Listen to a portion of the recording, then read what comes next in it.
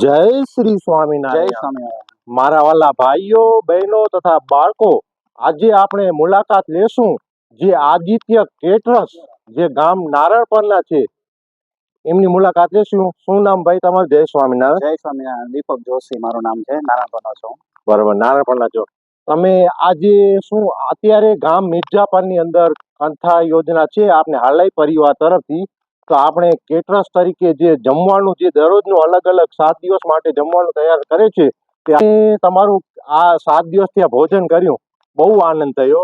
તમારું દરરોજનું અલગ અલગ ટાઈપનું ભોજન. દીપકભાઈ, હું એમ કહેતો હતો કે તમે કઈ કઈ રીતે રસોડા આપો છો એમ? એટલે અમારું કાસ્ટ ઉપર હોય છે એની અંદર. હવે ત્યારે ધારો કે પટેલોના રસોડા હોય તો અમે એ કાસ્ટ પ્રમાણે એના મેન્યુ પ્રમાણે એનો જે હાઇજેનિક મતલબ એ લોકોને સાત્વિક ને ઓછા તેલ વાળું, ઓછા ઘી વાળું સાત્વિક ભોજન જોઈએ, જે આપણે જમ્યા પછી શરીરોને નુકસાન નથી કરતું. ઘણી વખત આપણે તેલ મસાલાથી ભરપૂર આપણે ખવડાવીએ તો બપોરના માણસો સુઈ પણ ન શકે. એ રીતના આપણે નથી કરતા.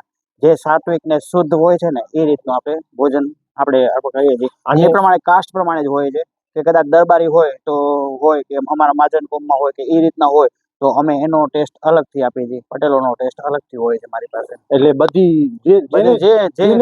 જેવો ટેસ્ટ જોઈએ એ ટાઈપનો તમે ટેસ્ટ આપો. કોઈ કે તેલ અમને ઓછું જોઈશે, એવી રીતે. બહુ સરસ. ડિસ્કાઉન્ટ ઉપર વધારે પડતો હોય છે. ડિસ્કાઉન્ટ ઉપર એટલે કોઈને કાંઈ મગજમારી નહીં, તમે તમારી રીતે ડીશ તૈયાર કરી દો. અત્યારે હાઈ પ્રોફાઇલ જમાનામાં વીવીઆઈપી બધું કાઉન્ટર ડિસ્પ્લે કાઉન્ટર ને બધું માણસોની રિક્વાયરમેન્ટ હોય છે. એ પ્રમાણે અમે અને જેવું એમનું રિક્વાયરમેન્ટ હોય એવું અમે એમને સેટઅપ કરી આપીએ. અને બધી જગ્યાએ તમે પહોંચી બધી જગ્યાએ કચ્છ આખામાં ગમે ત્યાં ગમે એ સ્થળે હોય કેટરિંગ, ખાલી જગ્યા એ લોકોની હોય, બાકી બધું સેટઅપ મારું હોય. હેપી બર્થડે હોય કે ગમે તે પ્રોગ્રામ હોય, નાની એવી કથા હોય કે લગ્ન પ્રસંગ હોય, મોટા રિસેપ્શન હોય, બધા જ ગેટ ટુગેધર પાર્ટીનું જે કાંઈ બી હોય ને એ અમે બધું કરી આપીએ છીએ. લગ્ન પ્રસંગ હોય, ગમે ત્યાં પ્રસંગ હોય તો આપણે આ દીપકભાઈને બોલાવો અને જરૂરથી તમને આનંદ થશે. એક વખત અવશ્ય મુલાકાત લો. જય સ્વામિનારાયણ. દીપકભાઈ, મળીને બહુ આનંદ થયો.